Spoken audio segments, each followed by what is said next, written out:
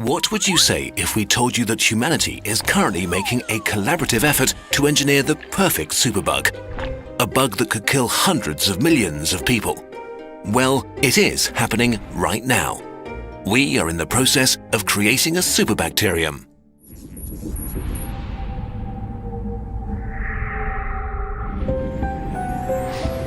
Bacteria are among the oldest living things on this planet. The smallest thing we still consider life, they are masters of survival and can be found everywhere. Most bacteria are harmless to us. Your body hosts trillions of them and they help you to survive. But others can invade your body, spread quickly and kill you. Millions of people used to die as a result of bacterial infections, until we developed a superweapon, antibiotics. Together with vaccinations, antibiotics revolutionized medicine and saved millions of lives. Antibiotics kill the vast majority of susceptible bacteria fairly quickly, leaving only a small group of survivors that our immune system then deals with easily. How do antibiotics do this? Imagine a bacterium as a very complex machine with thousands of complex processes going on that keep it alive and active. Antibiotics disrupt this complex machinery, for example by interfering with its metabolism, slowing down their growth significantly so they are less of a threat.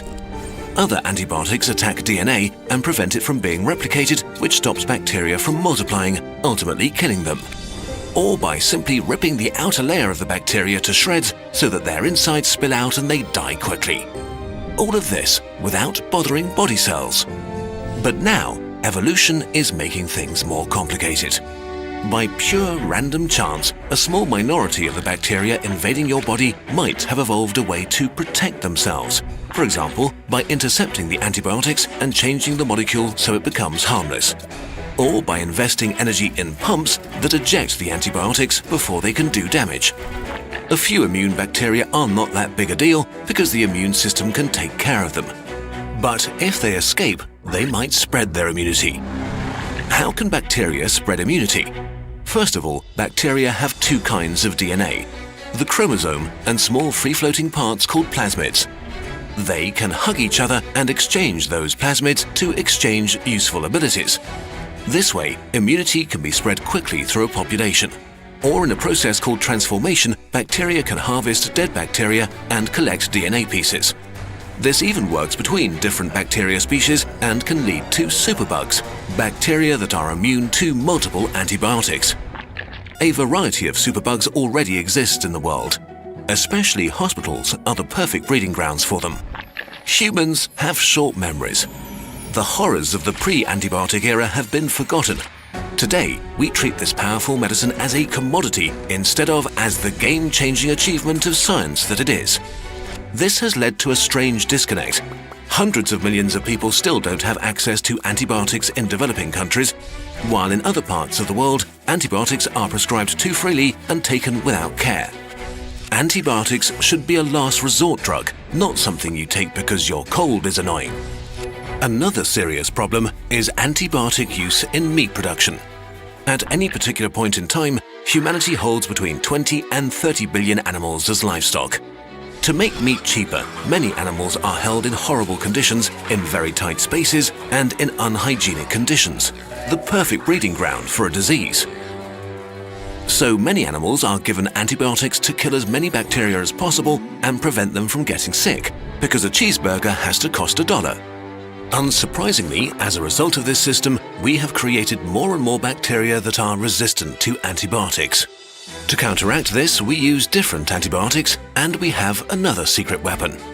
There are specific antibiotics that are used to wipe out bacteria that have developed resistance. There are strict rules for using these to avoid the creation of a superbacterium. Or so we thought. In late 2015, scary news arrived from China.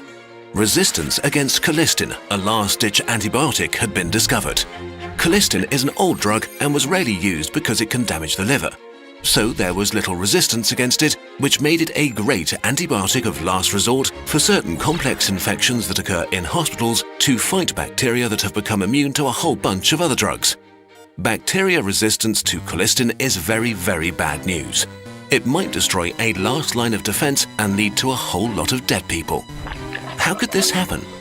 Millions of animals in Chinese pig farms have been given colistin for years. Resistant bacteria developed, spreading first from animal to animal and then to humans without being noticed. On an average day, there are over 100,000 flights on Earth, kind of connecting every human on the planet. By creating the modern world, we have also built the infrastructure for a dangerous pandemic. Still, we don't need to panic just yet. Bacteria evolve, humans do research.